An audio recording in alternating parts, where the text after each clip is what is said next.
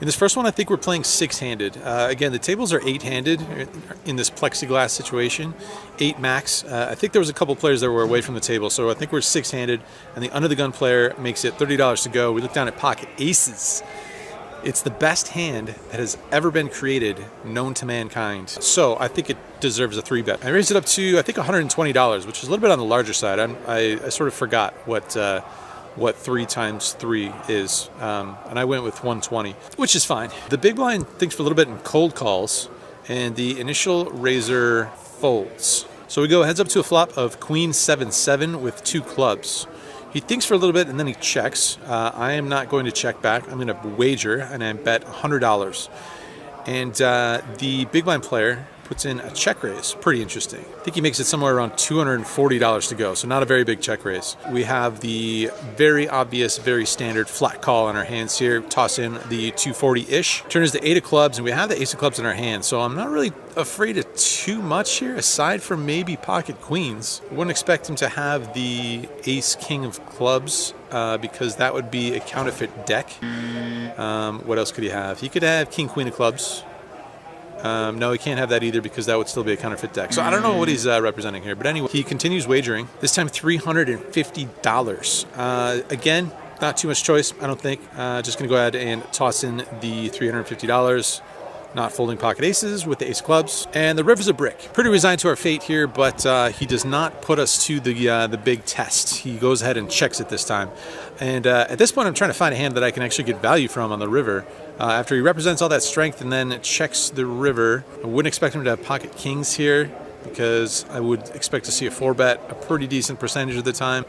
Ace queen, maybe, but we have 2 aces. I'm trying to find a hand I can get value from, and I can't find one, so under those circumstances, I go ahead and check it back. And my opponent shows us pocket 5s. So, I don't know, if he has pocket 5s there, maybe he can have ace queen, and if that's true, then maybe my check back is a little too cautious. Doesn't matter in this exact instance, because he's not going to call with 5s, that's for sure. In this next hand, there's a limp before we see a raise from a late position player to 50. I think there's one call, and we look down at 6-7 of diamonds in the small blinds. Not great to play out of position, I don't think, with a suited connector, but it's not great to fold, because that's very boring. The other option would be 3-betting, but we don't have any blockers to strong hands, so I kind of reserve my 3-betting hands for those types of hands. Squeezing, probably not terrible, but I decided on the flat call. There's a call behind me, so we're going 4 ways to a flop of 6-4-3, rainbow, 1 diamond. Check it over to the initial raiser, who bets $80, and it folds over to me, and that seems like a small wager, that $80,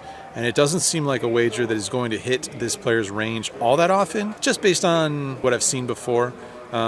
Seems to play a reasonably solid range. I feel like this flop really hits my range a lot better than my opponent's. So even though we might not necessarily need to turn our hand into a semi-bluff, I think it's still going to be a little bit tough on overpairs, particularly a hand like 10s, something like that. I don't know if we get folds from all the strongest overpairs, but I feel like this flop drills us pretty hard, both range-wise and hand-wise, and even if we get called when we put in a check raise, we can still get there, you know?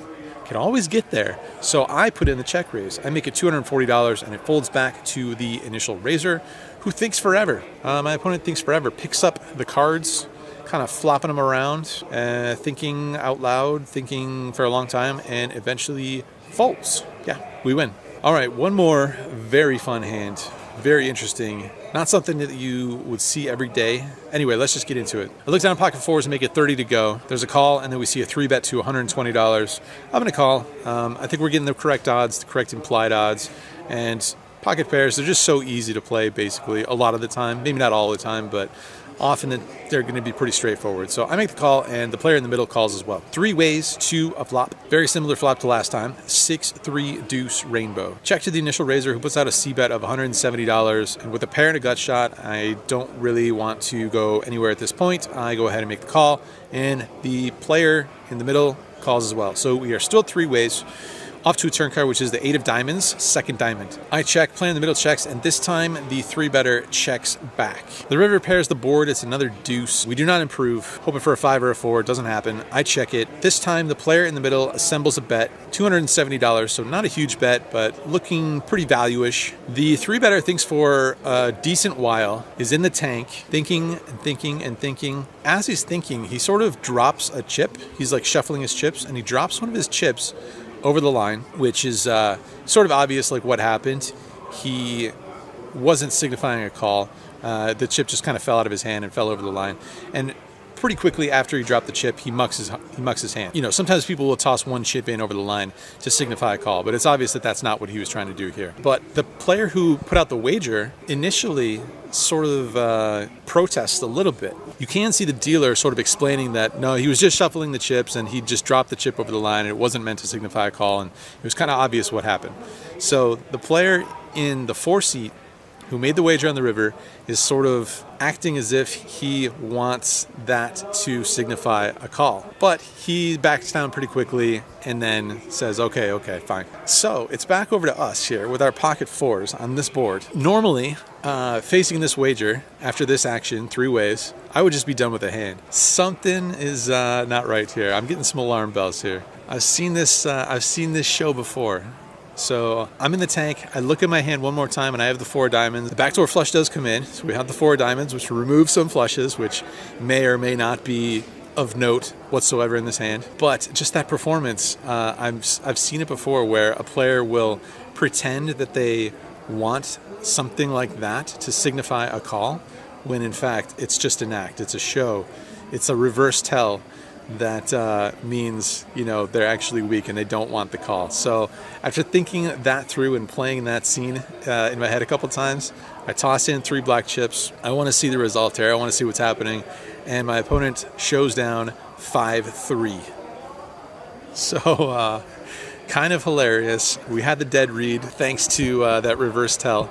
And like I said, it's something I've seen happen before, often in Los Angeles, where you get every trick in the book thrown at you. Seen this one before, not going to fall for it this time, and it works out. Of course, it'd be pretty funny if like he was just, you know, playing straight up and has like pocket 6s or something. We would look foolish, but not this time.